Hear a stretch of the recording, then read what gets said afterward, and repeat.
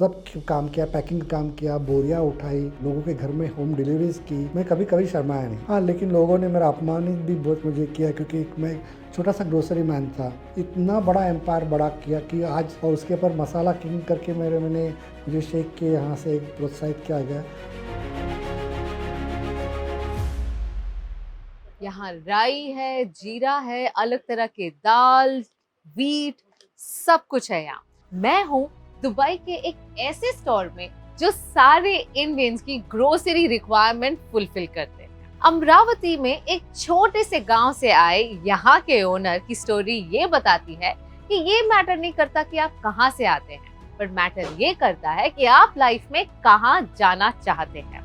ये उस मॉडेस्ट और हम्बल फैमिली से आते हैं जहाँ अपने लिए स्कूल के लिए नई यूनिफॉर्म तक नहीं खरीद पाते थे। डोर टू डोर फिनाइल की सेल्स करते हुए टुडे ये बन चुके हैं मिडिल ईस्ट के मसाला किंग, क्योंकि आज इनके यूएई में है मोर देन 50 स्टोर्स और ये एम्प्लॉय करते हैं to more than 1500 people.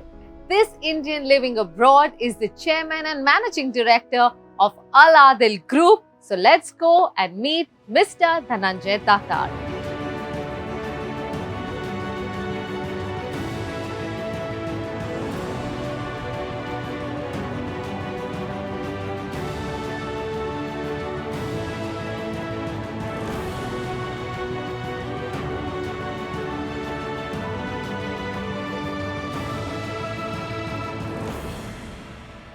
Al Adil Dubai के रहने वालों के लिए ये एक आम सुपरमार्केट होगा, पर यहाँ के रहने वाले इंडियंस के लिए ये सपनों की दुनिया से कम नहीं। और हो भी क्यों ना, यहाँ आपको हर तरह का इंडियन ग्रोसरी आइटम मिलेगा। चेवड़े से लेकर खींचा पापड़ तक, दाल से लेकर चक्की में पीसे हुए आटे तक।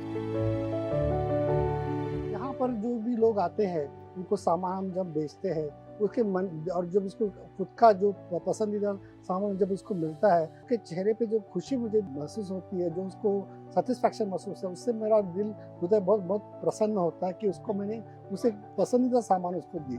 वही सबसे मैंने अपने आप को मतलब बहुत कुछ जीता है मैंने, ऐसा मुझे अपने आप को। It's so amazing. ये है फिल्टर कॉफी। मतलब कुछ चीजें ऐसी हैं that you will only find in the regional pockets of India, not always in the metro cities. मतलब मुंबई में भी बहुत सारी चीजें जब मैं यहाँ देख रही हूँ, शायद मुंबई में मुझे इतनी आसानी से ना मिले।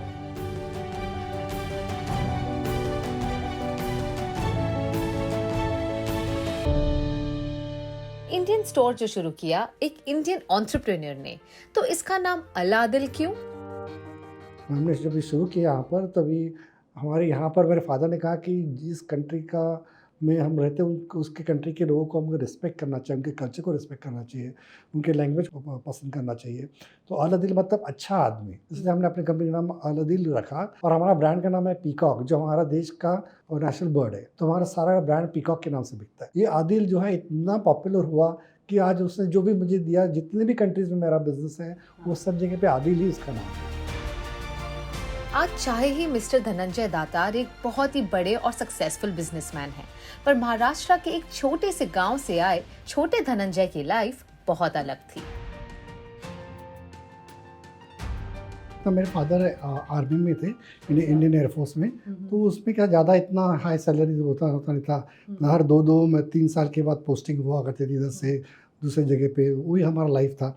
तो घर था वो 2 या 3 साल के लिए हमेशा होता था। और उस ज़माने में वॉर टाइम था, टोटल 3 वॉर हमने देखे हुए हैं। तो लोअर मिडिल क्लास के हम लोग थे, अमरावती के वहाँ के रहने वाले। कारंजा लाड़ करके जगह है वहाँ पर, अकोला के पास है। तो वहीं पर हमने पढ़ाई की, क्योंकि मेरे फादर एयरफोर्स में थे, तो उनका हमेशा पोस्टिंग होती थी। तो मैंने अपने ग्रैंड मदर के पास अपनी पढ़ाई की। क्या होता है कि घर के लोग डरते हैं, फादर अभी इसमें गए, कभी घर पे बॉम्ब बीम गिरेगा, रोज़ वॉर होने से अच्छा हो। तो ऐसा आदमी को लगने लगता है ना कि आज नहीं तो कल तो मरना ही है। तो फिर एकदम बिंदास हो जाता है। तो आप अपनी ग्रैंड मदर के साथ रहा करते थे और स्कूलिंग वगैरह आपने अमरावती में ही की? हाँ, मैंने स्कूलिंग वहीं की हुई है। मेरे पास एक ही यूनिफॉर्म था। मुझे बताने में कोई शर्म नहीं लगती है कि एक ही था, और उसी में हम रहते थे, क्योंकि एयरफोर्स में सैलरी उतनी मिलती थी। और बाद में स्कूल में जाने के लिए कोई अम्ब्रेला बारिश में नहीं होता था, मतलब गोनी को अपने आप पे डाल के लेके जाया करते थे, और पाँव में चप्पल नहीं हुआ करती थी। कभी कभी पाँव में कांटा होता था, तो उस टाइम कुछ बटन नहीं होता, तो एक सेफ्टी पिन होती थी, वो सेफ्टी पिन से वो कांटा निकालने का काम वो ज़रूर करती थी। और बाद में एक स्लेट और जो होता है उसी के ऊपर हमने वो लिख के वो स्कूल में लेके जाते थे। कभी कभी वो पूछ जाया करता था, तो वो गुरुजी बहुत मारा करते थे, मतलब कि उस पे क्यों वो बुझ गया करके। तो मतलब इतना टफ टाइम था कि खाने के लिए क्या कि दोपहर में दाल और रोटी होती थी, सादा तूअर की दाल होती थी, उसको कोई मतलब क्या बोलते हैं उसको, फोड़नी, उसमें तड़का नहीं लगा रहता था, सादी दाल होती थी। तो उसी में हम, हमारे लिए वो पकवान हुआ करता था। बाद में रात को दही होता था, उसमें शुगर नहीं होती थी, तो मैं अपनी मदर को, अपनी ग्रैंड मदर को बोलता था कि इसमें शुगर नहीं है, तो ग्रैंड मदर बोलती थी कि बेटा उसमें शुगर है, ऐसे ऐसे समझ के खाओ और तुम्हें अच्छा लगेगा करके। तो मैं वही हम खा के मैंने अपने ज़िंदगी के 3 साल ऐसे निकाले मैंने। पढ़ाई में बहुत ही वीक था मैं। एसएससी में मैथमेटिक्स में 5 बार फेल हुआ। मार्च का एग्ज़ाम में बैठा तो फेल हुआ, तो अक्टूबर में बैठा तो एक ही मेरा सभी पास हो गया था। खाली मैथमेटिक्स ही है कि जो मेरा सबसे वीक था। और मैंने बिज़नेस शुरू किया तो मैथमेटिक्स में आज भी मैं 2 बार कैलकुलेशन करता हूँ कि अगर समझो मेरे से कोई मिस्टेक तो नहीं हो गई, लेकिन वो मेरे लिए फ़ायदा बन ठहरा कि आदमी को एजुकेशन में भले उसको बहुत से मैथमेटिक्स के ये होते फार्मूलाज होते होंगे, लेकिन जो एक्चुअल फार्मूला होता है वो प्लस माइनस मल्टीप्लाई डिवाइड यही ज़्यादा काम करता है और परसेंटेज काम करता है। तो उसके बाद फिर मैंने दुबई में आने के बाद अपना एजुकेशन पूरा किया। क्रॉप बिजनेस एडमिनिस्ट्रेशन का डिग्री ली मैंने। 97% मार्क्स मिले थे। Oh wow! और ये आपने कौन सी एज में आकर किया यहाँ? यहाँ पर मैं आने के बाद 35 की एज में पूरा काम। 35 की एज में आपने अपनी पढ़ाई खत्म की। Oh that's interesting. मैथ्स में चाहे धनंजय कमजोर थे, पर सपने देखने में बिल्कुल भी नहीं। दुबई में सेटल होने का सपना उनका छोटी उम्र से ही था। मैंने अपना पासपोर्ट 16 साल की उम्र में निकाला। मुझे भी दुबई जाना था कि मेरे फादर दुबई आ चुके थे, और वहाँ से जब मैं देखता था कि लोग दुबई में आते, जाने के बाद एकदम सीधे साधे सिंपल होते थे, और जब आता थे 2 साल के बाद एकदम जीन्स पैंट होता था, टी शर्ट होता था, गोल्डन चेन होती थी, अंगूठी होती थी उसके हाथ में, और ब्रूट का परफ्यूम लगाया रहा हुआ रहता था। तो मैं सोचता था जो भी आदमी गरीब जाता है और अमीर बन के आता है तो ज़रूर बहुत पैसा होता होगा। तो मुझे भी दुबई जाना था, तो मैंने 16 साल की उम्र में मैंने अपना पासपोर्ट निकाला, और मैं 20 साल की उम्र में ही दुबई में आया। जब तक दुबई का सपना पूरा होता, mister Dhananjay started earning by doing door-to-door sales of phenyl bottles.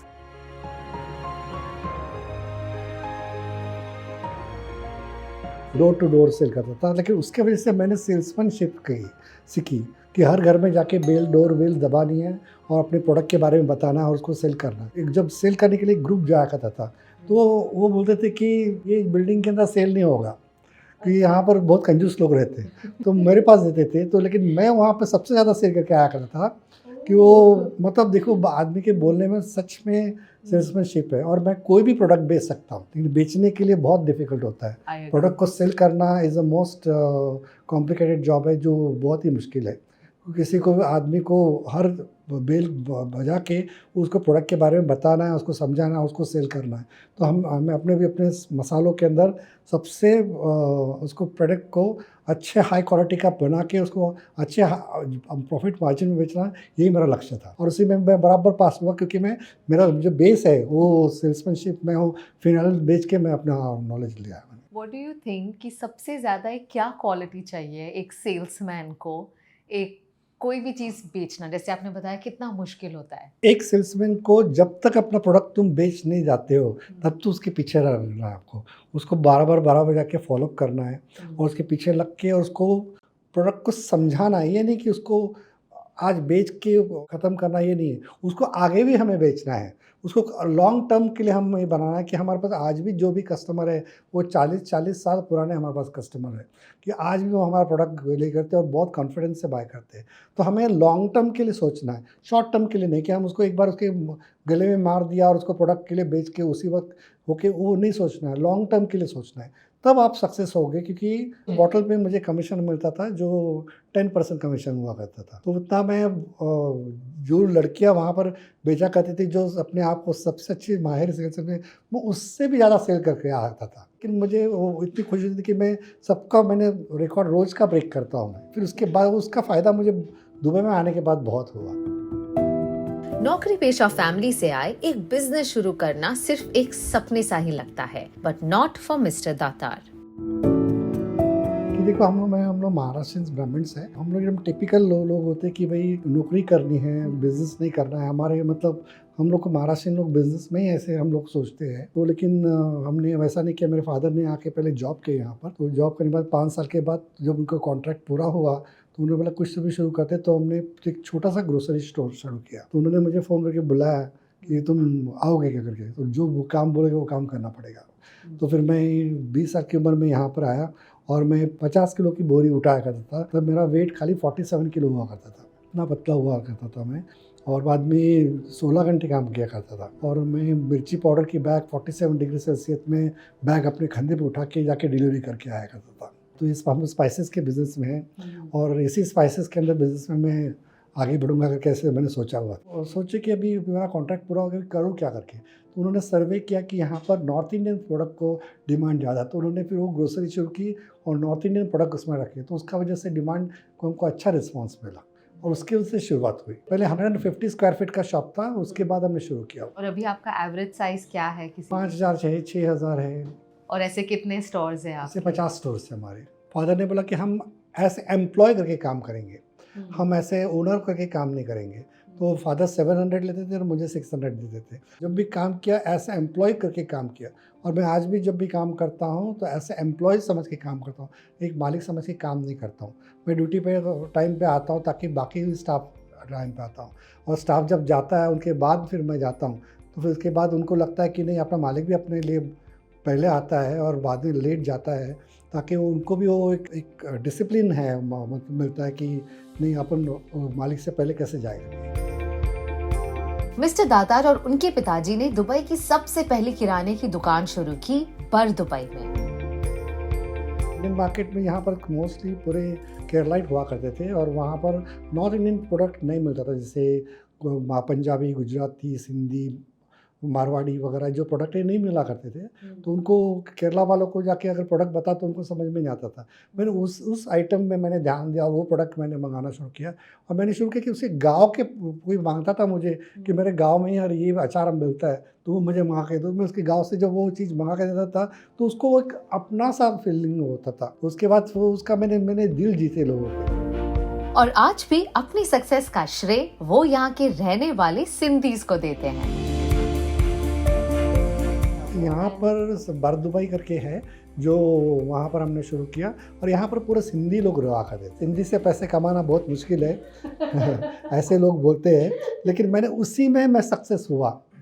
मैंने जो ज़्यादातर हमारे दुकान में सामान लेने वाली औरतें आया करती थी और सिंधी औरत से पैसे कमाना बहुत मुश्किल है, लेकिन उनको बराबर प्रोडक्ट, मैंने सेल्समैनशिप मेरे में थी, वो प्रोडक्ट मीठा, मेरा बोलने में बहुत मीठापन था और वो मैं बराबर प्रोडक्ट बेच के वो आते थे तो वो कहीं नहीं जाते थे।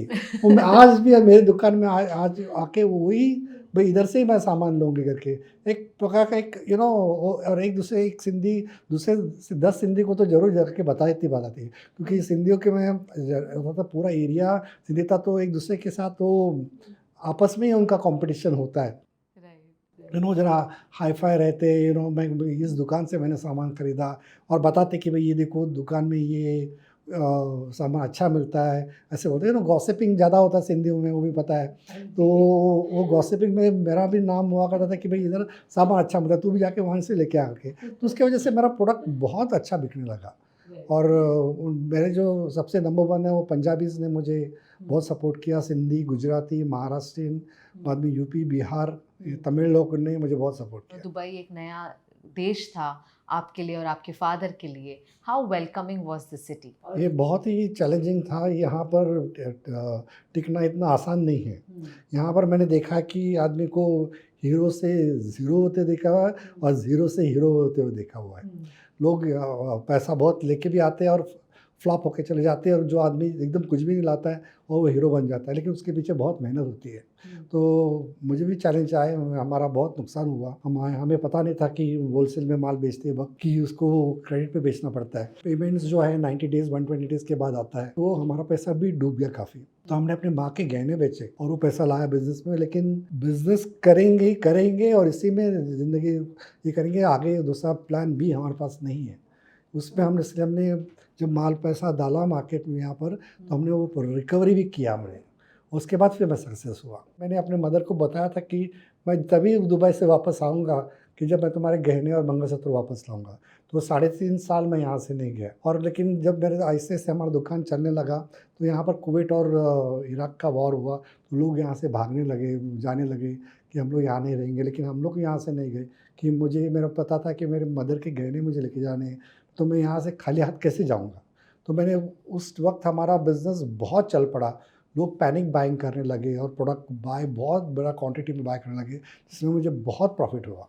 और मैंने अपनी माँ के गहने और उसका मंगलसूत्र जाके उसके हाथ में दिया, और तब मेरे माँ ने मेरे गालों पे से हाथ फैलाया कि बेटा, किसी ने मेरे गहने ला के दो, रोने लगी। तो मैं अपनी माँ को बहुत बिलख के रोने लगा कि मैंने उसके गहने पूरे वापस लाए और मैं एक सक्सेसफुल बिजनेस बन के इंडिया में आ जाया हूँ। Starting a business is one step, but expanding it to multiple stores is a huge leap. नहीं, देखो, एक शॉप में चलने से हमारे को दूसरा अबू धाबी में वहाँ के लोग बोलने लगे आप यहाँ पर ब्रांच खोलिए। तो मैंने वहाँ पर ब्रांच ओपन किया, तो उसका बहुत अच्छा रिस्पांस मिला। फिर लोगों ने बोला कि शारजाह में शुरू करो, तो मैं शारजाह में शुरू किया, तो वहाँ अच्छा रिस्पांस मिला। उसके बाद मैंने एक करके 50 हमने दुकान खोल दी। लोगों ने बोला भाई बहरीन में खोलो, ओमान में खोलो, सऊदी अरेबिया में खोलो, तो वहाँ पर भी हमने जाके खोल दिए। मैंने हमेशा अपने आप को फाइनेंशियली स्ट्रॉन्ग रखा है। मैंने छोटा सेविंग करते एक अच्छा पैसा जमा किया, जो हर रोज़ मैं अपने बिज़नेस से थोड़ा जमा करता था। उसके पीछे ये है कि मैं एक हमारे पड़ोस में एक रेस्टोरेंट हुआ करता, वहाँ पर मैं खाना खाने जाया करता था। तो वो था, उसके पास नीचे 2 डब्बे हुआ करते थे, उसके अंदर डब्बे में रोज़ मैं 100 का नोट डालता था, दूसरे में एक 100 का नोट डालता था। तो रोज़ वो 100 के 3,000 होते थे महीने के, और इसमें भी 3,000 होते थे।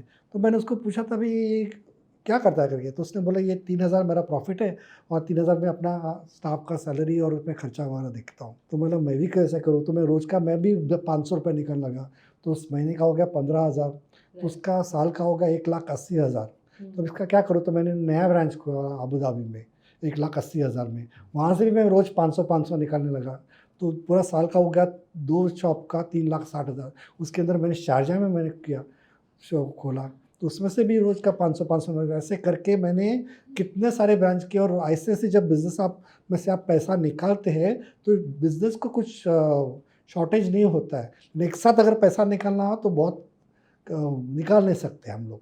तो इसलिए ऐसे अगर हम अपने आप को रोज़ का वो विड्रॉ करते रहे, और एक जैसे बूंद से तालाब बनता है, वैसे हमने वो अपने आप को पैसा निकाल के एक साइड में रखते गया, उसका सेविंग होते गया, और वो फाइनेंशियली अपने आप को स्ट्रॉन्ग किया, ताकि हमें आगे जाना है तो हमें फाइनेंशियली हमें स्ट्रॉन्ग होना चाहिए।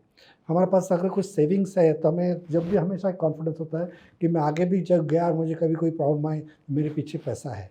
क्वालिटी कंट्रोल बहुत ही इम्पोर्टेंट है, क्योंकि सबसे पहले क्वालिटी कंट्रोल जब तक नहीं है, तब तक हम आगे नहीं बढ़ सकते। और क्या है कि हमने उसके ऊपर बहुत ध्यान दिया, और कि क्वालिटी को एकदम मेंटेन रहे, और उसी की वजह से आज हमारा जो भी सक्सेस है कि कस्टमर को हमें बांध के रखना है और सालों साल उसको सर्विस देनी है, तो सालों साल हमको बिज़नेस देगा। ये हमारा विज़न है। आप देखोगे कि हमारे ये सारे इसमें नोटिस बोर्ड में मेरा ईमेल आईडी और व्हाट्सएप नंबर लिखा हुआ है। हर शॉप में आपको, हर काउंटर के ऊपर आपको नंबर मिलेगा, ताकि आप कोई भी कस्टमर मुझे व्हाट्सएप कर सकता है और मुझे ईमेल कर सकता है, अपना सजेशन दे सकता है। लेकिन मुझे ईमेल आती नहीं है, उसके लिए जो स्टाफ है वही अच्छा उसको आंसर देता है। आदमी को कंप्लेंट की वजह से वो सीखता है, कस्टमर के फीडबैक से वो सीखता है कि हमें कैसे इम्प्रूवमेंट करना है। I think this is something जो बहुत सारे एंटरप्रेन्योर्स को आपसे सीखने मिलेगा as to how we can do it. And actually as we speak I can see a board right in front of me which says for any suggestions or complaints call directly to our managing director. I don't know of too many businesses doing that. सबसे पहला मेरा गुरु थे, जिनके पास मैं super market में pricing कैसे करते हैं, उनके पास मैं सीखने जाया करता था। मैंने जब मेरे फादर ने बोला कि तुम अपने शॉप में काम करते हैं, लेकिन हमें सीखना चाहिए कि प्रोडक्ट का शेल्फिंग कैसा होता है, प्राइसिंग कैसा होता है। तो मैंने एक पर्सन थे, मैंने उनको रिक्वेस्ट किया, उनकी सुपर मार्केट थी, कि मैं आपके पास आके फ्री में काम करूँगा, लेकिन आप मुझे ये प्राइसिंग करना सब सिखाओ। तो उनके पास मैं पार्ट टाइम जाके उनके पास काम किया करता था। सारा प्रोडक्ट सब बेचते थे, वेजिटेबल बेचते थे, टिन प्रोडक्ट सब बेचते थे, लेकिन वो साथ में पोर्क भी बेचते थे। बाद में बीफ बेचते थे, मटन चिकन सब बेचते थे। तो मैंने उनको बोला भाई मैं इसको हाथ नहीं लगाऊंगा, पोर्क और बीफ को, क्योंकि ये मेरे अगेंस्ट मेरे रिलीजन है। उन्हें बोला कि देखो मैं तो जैन हूँ, मैं तो ऑनियन और गार्लिक भी नहीं खाता हूँ, ये तो हमारा बिजनेस है, किसी का फूड है, तो हमें इस काम करने में उसमें कहाँ रिलीजन आया, उसमें क्या शर्म की मोसी है। तो मैंने वो ज़िंदगी में सीखा कि कस्टमर को क्या चाहिए वो हमें देखना चाहिए। कभी ज़िंदगी में शर्माना नहीं है कोई भी काम करने में। अगर हमने किसी आदमी को, एनिमल को किल करके हम नहीं बेचते, उसका तो मीट रेडी बना हुआ जो आइस में रखा हुआ है उसको हम हाथ लगा रहे, तो हाथ लगाने से कोई आदमी बिगड़ नहीं जाता है। तो ये मैंने ज़िंदगी में सीखा, और कोई भी मैं काम करने में शर्माऊंगा नहीं। ज़िंदगी में मैंने सब भी किया, मैंने ज़िंदगी में सब काम किया, पैकिंग का काम किया, बोरियाँ उठाई, मैंने लोगों के घर में होम डिलीवरीज़ की, मैं कभी कभी शर्माया नहीं। हाँ, लेकिन लोगों ने मेरा अपमानित भी बहुत मुझे किया, क्योंकि मैं एक छोटा सा ग्रोसरी मैन था, तो लोग सोचते हैं कि ग्रोसरी वाला बहुत बोर होता है, लेकिन उसके अंदर ही मैंने इतना बड़ा एम्पायर बड़ा किया कि आज, और उसके ऊपर मसाला किंग करके मैंने मुझे शेख के यहाँ से एक प्रोत्साहित किया गया। तो उसके बाद फिर मुझे कॉन्फिडेंस और बढ़ गया मेरा, कि ज़िंदगी में आदमी छोटा भी कुछ भी काम करे ना, उसी में वो आगे करके बड़ा बन सकता है, और एक रिचेस्ट करके आदमी भी बन सकता है। कभी आप सोचते हैं कि जब मैं छोटा था क्या मैंने सोचा था कि मेरा इतना बड़ा एम्पायर होगा? Do you look back and think कि मैंने कभी ऐसा ज़िंदगी में नहीं सोचा। मैंने काम करते गया और मैं बनता गया, काम करते गया, मैं बनता गया। मेरे जो पुराने दोस्त थे वो मुझे टूट गए मेरे से, मेरे रिश्तेदार मुझसे टूट गए कि मैं आगे बढ़ रहा था, क्योंकि उनको शायद ऐसा भी होता है कि किसी को देख नहीं सकते कि ये आदमी बहुत ऊपर जा रहा है। तो हमारा लोग ब्रेक भी होते जाते हैं, लेकिन आगे चल के नए लोग मिलते भी जाते हैं, क्योंकि वो भी अपने ही जैसे छोटे से बड़े बने हुए रहते हैं। तो उसके बाद मुझे बहुत से लोग अच्छे मिले, और उनके साथ मैंने बिज़नेस भी बहुत किया, और वो भी सक्सेस हुआ और मैं भी सक्सेस हुआ। पैसे तो मिस्टर धनंजय ने बहुत कमाए, but today he truly believes health is your true wealth. मैंने ज़िंदगी में सब कुछ अपने बिज़नेस के लिए दिया। मैंने हेल्थ का बिल्कुल ध्यान नहीं रखा था, कि मैंने बहुत काम किया, 16 से 18 घंटा काम करता था। मैं कभी भी टाइम पे खाना नहीं खाता था, ब्रेकफास्ट नहीं करता था। तो उसकी वजह से मुझे हेल्थ का बहुत प्रॉब्लम हुआ। मैं सुबह में 7 बजे चलता था, कभी ब्रेकफास्ट नहीं किया। लंच भी मैं रात दोपहर को 3-4 बजे खाता था, रात का डिनर रात को 2-3 बजे का। तो उसकी वजह से सीवियर एसिडिटी प्रॉब्लम हुई थी मुझे। उसके बाद मुझे सिर्फ बॉयल फूड खाने के लिए बोला था डॉक्टर ने, दिन में 2 बार या 3 बार सिर्फ। और वो खाने के बाद ऐसा लगता था कि मैंने इतना पैसा कमाया और आज मैं अच्छी चीज़ खा भी नहीं सकता हूँ। कि देखो ज़िंदगी में हेल्थ भी बहुत इम्पोर्टेंट है, कि हेल्थ नहीं है तो फिर वो पैसा किस काम का, कि जिसके मैं कुछ भी चीज़ नहीं खा सकता, इवन कोई स्पाइसी फूड भी नहीं खा सकता हूँ, ना मैं अचार खा सकता हूँ, ना मैं पापड़ खा सकता हूँ, कुछ नहीं खा सकता, सब मुझे बंद करना पड़ा था। लेकिन उसके बाद सीखा कि मैंने ज़िंदगी में मैं अपने बॉडी को पूरा ध्यान दूंगा। उसके बाद मैंने एक्सरसाइज टाइम पे शुरू की, टाइम पे खाना शुरू किया। उसके बाद मैं हेल्थ में आगे बढ़ा, तो मैंने उसके बाद बिज़नेस को बहुत बड़ा बनाया। आज भी मैं बहुत टाइम टू टाइम खाना खाता हूँ। क्या है अभी आपका रूटीन? कितने बजे मुझे उठते हैं? दिन में मैं 4 बार खाता हूँ, ऐसा नहीं कि 2 बार ही खाता हूँ, 4 बार खाता हूँ। लेकिन थोड़े छोटे-छोटे मील में खाता हूँ, ताकि मेरी बॉडी को मैं अच्छी एनर्जी दे सकूँ। और 2 एंड हाफ आवर में रोज़ एक्सरसाइज करता हूँ, तो उसके लिए मुझे एकदम फ्रेशनेस लगता है। मेडिटेशन करता हूँ, मुझे कोई स्ट्रेस नहीं आता है। आप आज एक ऐसे मुकाम पर है where you realize कि health is wealth, right? क्या ऐसा भी था जैसे आपने बताया कि आप अपने काम की तरफ इतने थे कि ना टाइम से खाना खाना? नहीं, मेरे ज़िंदगी में बहुत स्ट्रेस आया, कि मेरी बीवी ने मुझे बहुत साथ दी मेरी, और मेरी फैमिली ने बहुत मुझे साथ दिया। मेरी बीवी जब भी मुझे कोई तकलीफ़ होती थी तो मैं अपनी वाइफ़ को जाके बताता, वो हमारा पीछे कि नहीं तुम जाओ आगे, कुछ नहीं होगा, सब कुछ बराबर होगा, ऐसा बताया करती थी। तो उससे मेरा कॉन्फिडेंस बढ़ता था। नहीं तो क्या होता था कि घर के लोग आके बोलते कि नहीं अगर तुम भाई नौकरी करो, वापस से भी अपने को नहीं जमने वाला, ऐसा करके बोलते हैं, तो उसकी वजह से आदमी और टूट जाता है। लेकिन हमारे घर में वैसा नहीं रहा, कि हमारे घर में पीछे रहा कि नहीं है तुम बढ़ना है। स्ट्रेस जो होता है वो 1-2 दिन के लिए होता है, हमेशा के लिए नहीं होता है। जब भी आदमी को प्रॉब्लम आते हैं वो कुछ एक टेम्पोररी टाइम पे होता है, उस टाइम आदमी डिस्टर्ब होता है, लेकिन कुछ दिन के बाद वो आदमी प्रॉब्लम सॉल्व होता है। कि देखो ज़िंदगी में 100% कभी प्रॉब्लम सॉल्व नहीं होता, 90% प्रॉब्लम को सुलझाना पड़ता है, आपको कॉम्प्रोमाइज़ करके ही चलना पड़ेगा। इन दिस जर्नी क्या आप कभी लोनली महसूस करते हो? नहीं, बिल्कुल नहीं, क्योंकि वो लोग जा चुके हैं और नए बहुत आ चुके हैं।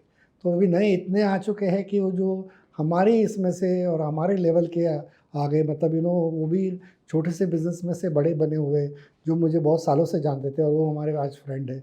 तो देखो, ज़िंदगी में पुराना जाते रहेगा और नया आता रहेगा। हमेशा आगे के बारे में सोचते, पीछे के बारे में पास करके रो के तो फ़ायदा नहीं है। एक्चुअली हम बात करते हैं अमरावती की। अमरावती से जुड़ी क्या यादें हैं आपकी और क्या अभी भी जाते हैं आप वहाँ? हाँ, मैं ज़रूर जाता हूँ, कभी-कभी 2 साल में 3 साल में वहाँ जाया करता हूँ और वहाँ पर हम मंदिर है, वो मंदिर में जाके मैं दर्शन के लिए जाता हूँ। कौन सा मंदिर है और वहाँ पर तुलजा भवानी का मंदिर मेरे मदर के नाम पे बनाया हुआ वहाँ पर है और एक गुरु मंदिर भी है, वहाँ पर भी जाया करता हूँ। कोई खाने-पीने की जगह याद है? हमारे को शेगाव की कचौरी बहुत पसंद है। आपने बताया कि आपके बहुत से फ्रेंड्स जब दुबई से इंडिया जब वापस जाते थे, तो एकदम टिप टॉप बनकर जाते थे, तो आपने क्या किया जब आप दोबारा इंडिया गए थे तब? बिल्कुल वैसे टिप गया टॉप था, बन के गए टिप-टॉप थे। बन के गया था कि यहाँ पर जो तब वो जो लोग पहले मैं देखा करता था, तो वही मैं बन के गया। आपके पास एक लिमिटेड एडिशन रोल्स रॉयस भी रोल्स है। रॉयस कार्स है, कार्स का मुझे कलेक्शंस बहुत पसंद है मुझे। ओके। बेंटली कार वगैरह है या मर्सिडीज G63 वगैरह, ऐसे सारी गाड़ियाँ रखता हूँ मैं। हमारे बचपन में प्रीमियर पद्मिनी हुआ करती थी और एम्बेसडर गाड़ी हुआ करती थी, दूसरी कोई गाड़ी नहीं हुआ करती थी। तो ये रोल्स रॉयस तो हमारे लिए बहुत बड़ी चीज़ है। हाँ, आपने कोई ऐसी बकेट लिस्ट या कुछ बनाए थे कि मुझे ये अपने सपने पूरे करने हैं और उस हिसाब से आप करते गए या? नहीं, जो मुझे पसंद आते गया वो मैं खरीदते गया। या हाँ। 20 दिन में किसी कंट्री में घूमने तो नई-नई कंट्री में देखना मुझे बहुत पसंद है। मुझे सबसे अच्छी कंट्री लगी है श्रीलंका, जो पूरी ग्रीनरी से लगी हुई थी, वो बहुत ही खूबसूरत थी। और खाना आपको क्या पसंद है सबसे ज़्यादा? मुझे स्पाइसी फूड पसंद है और मैं को मसाला बेचता हूँ कि स्पाइसी खाओ ताकि हमारा भी धंधा बिके और बिल्कुल। वेजिटेरियन फूड खाना पसंद करता ओके। आपको ऑफ कोर्स पैसों की बहुत वैल्यू है। किस तरह से आप इंश्योर करते हैं कि आपके बच्चों में भी वही वैल्यूज़ और कल्चर आए, इंस्टिल हो जिस तरह से आप में है? हूँ। मैंने अपने बच्चों को कभी भी हाथ में उनके पैसे तभी दिए अगर उसने कुछ काम किया तो। मैंने कभी भी उनको पॉकेट मनी तभी दिया जब वो काम करेगा तो। हमारे शॉप के अंदर उसने कैशियर का काम किया, कुछ पैकिंग का काम किया तो मैंने उसको पैसे दिए और आज भी मैंने उनको जब भी काम करोगे तो ही पैसा मिलेगा। तो कितने हावर्स तुम अपने हमारे ऑफ़िस में तुमने निकाले तो उसके ऊपर से उनका कमीशन मैं बेस पे उनको पेमेंट करता हूँ। रियली? बिल्कुल। Oh my God! बच्चों को हाथ में पैसा देके मैं बर्बाद नहीं किया मैंने। अच्छा। तो आई am sure they really value money और उन्हें पता है कि काम करके ही पैसे कमाए जा मिलेंगे तो सकते हैं। पैसे मिलेंगे नहीं करके। If you could go back in time और अगर आप अपने आप को, अपने यंगर सेल्फ को कोई एडवाइस देना चाहेंगे, तो वो क्या एडवाइस होगी? अगर जो भी आपको काम करना है, आपको बिज़नेस करना है, मैं कितनी भी डिफ़िकल्टी आऊँगा तो उसमें से मैं वापस नहीं हटूँगा। ये पहले अपने आप को दिमाग में डाल के रखो तो ही फिर बिज़नेस में करो, तो बिज़नेस में मत आओ। कोई भी डिफ़िकल्टी आएँगे तो मैं छोड़ के चला जाऊँगा, ऐसा मत करना। और दूसरी बात, आदमी के इसमें एटीट्यूड नहीं होना चाहिए, अगर वो ना उसके अंदर ईगो प्रॉब्लम होना चाहिए। तो अगर तुम्हारे में पेशेंस होना चाहिए और लोग क्या बोलते हैं, उनको क्या पसंद है वो नहीं है, वो मत देखो, आपको क्या पसंद है वो देखो। आप कोई भी छोटा काम जो होता है, वो छोटा नहीं होता है। मतलब एक आपने एक शाहरुख खान का एक सुना होगा, कोई एक डायलॉग था कि धर्म से बड़ा कोई मतलब हर बिज़नेस अच्छा होता है, मैं ये कहूँगा। कोई भी बिज़नेस बुरा नहीं होता है, सभी बिज़नेस अच्छे होते हैं। लोग हँसने वाले हँसते हैं, उनके पीछे मत देखो। और घर के लोगों को भी बोलो कि भाई मुझे कॉन्फिडेंस दो, ये नहीं कि बिज़नेस बंद करके फिर जॉब करने के लिए ये बोलो, ऐसा मत नहीं करो। और अपने आप के ऊपर गुस्से पे ज़रा नियंत्रण रखो। कोई भी एकदम गुस्सा आए तो आप किसी को फट से बोलते ऐसे मत समझो। और छोटा कस्टमर भी होता है, वो इम्पोर्टेंट होता है। वो 1 दिरहम का भी सामान लेगा तो कल चल के वो 100 का लेगा, लेकिन उसको 100 का माल लेने के लिए उसका दिल जीतना पड़ता है। ये ध्यान बहुत हमेशा याद रहना। आप आज भी अपने आप को एक सेल्समैन मानते हैं? आज भी मैं अपने आप को सेल्समैन मानता हूँ कि अगर मैं अच्छी सर्विस दूँगा, अच्छा प्रोडक्ट दूँगा, तो आगे चल के वो मुझसे हमेशा माल लेते रहे बैठेगा। आपको सबसे ज़्यादा खुशी किस चीज़ से मिलती है? मुझे ज़्यादा बिजनेस जब होता है तो उसमें खुशी मिलती है। रोज का कैश का धंधा ज़्यादा आने से खुशी मिलती है।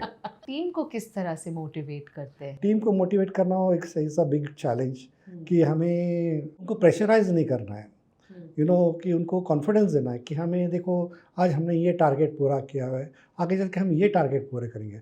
और हमको अकेले को मिल के नहीं करना है, हम सब अपने एक दूसरे को करेंगे, एक दूसरे को कनेक्टेड है।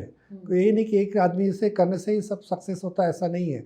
हम एक टीम बन के करके टीम वर्क काम करेंगे तो ही हम आगे सक्सेस बढ़ेंगे। ये हमेशा उनको हम कॉन्फिडेंस हम देते रहते हैं, क्योंकि देखो जो एम्प्लॉयज़ होते हैं कंपनी के, वो कंपनी के एसेट्स होते हैं। उनको हमें लॉन्ग टर्म पे हमें उनके साथ रहना है, तो उनके साथ दोस्त बन के काम करना चाहिए। हमने ऐसा फायर करने का ये सिस्टम नहीं है, लोग छोड़ के चले जाते हैं, लेकिन हमने कभी इसको खामा का कभी किसी को निकाला नहीं। उसको बोलते हैं कि देखो तुम काम करते नहीं और तुम्हें अगर काम पसंद नहीं है तो तुम छोड़ के चले जाओ, ऐसे सीधा बता देते हैं। लेकिन निकालना ये मुझे बहुत दुख की बात लगती है। तो मैं आपको कुछ चॉइसेस दूंगी, दिस और दैट, आप एक सिलेक्ट कीजिए। अर्ली मॉर्निंग मीटिंग्स पसंद है या late night brainstorming? Early in the morning meeting पसंद है। डिटेल्ड बिजनेस प्लान या spontaneous decision making? Spontaneous decision making. Are you quick with decision? Decision एकदम क्विकली लेता हूँ मैं, ज़्यादा लेट नहीं करता कभी भी। कंफ्यूजन नहीं होता कभी कि ये मैं करूँ ना करूँ? नहीं, बिल्कुल नहीं। क्विक डिसीजन लेने से आदमी को क्विकली काम होता है। लेकिन फिर कई बार मिस्टेक्स भी हो जाती होंगी। सोच समझ के लेते हैं डिसीजन। पर मिस्टेक अगर हो भी जाती है होते तो उसको संभाल लेना चाहिए। फिजिकल स्टोर या ई कॉमर्स? ई कॉमर्स का ज़माना है तो अब क्या? मुझे फिजिकल स्टोर में अभी भी वही डिमांड दिखता है। ई कॉमर्स में है, लेकिन इतना सिर्फ वो 10% ही अभी तक हुआ है। 90% अभी भी फिजिकल स्टोर से चल रहे हैं। Really, you think so? And even in the future, you think physical stores are still important? E commerce के अंदर आदमी लिमिटेड स्टफ लेता है, लेकिन फिजिकल स्टोर में जब आता है तो बाकी भी सामान देख के और ले लेता है। Customer feedback or market research? Customer feedback. Quick growth or sustainable growth? Sustainable growth. Formal business attire or casual business attire? Formal business आता है। कोई खास वजह? हमेशा ही सब ये चीज़ में, कुछ चीज़ में फॉर्मल तो कुछ चीज़ में कैजुअल भी होना चाहिए, दोनों में भी मिलके चलना चाहिए। एक ही इसमें नहीं हो सकता।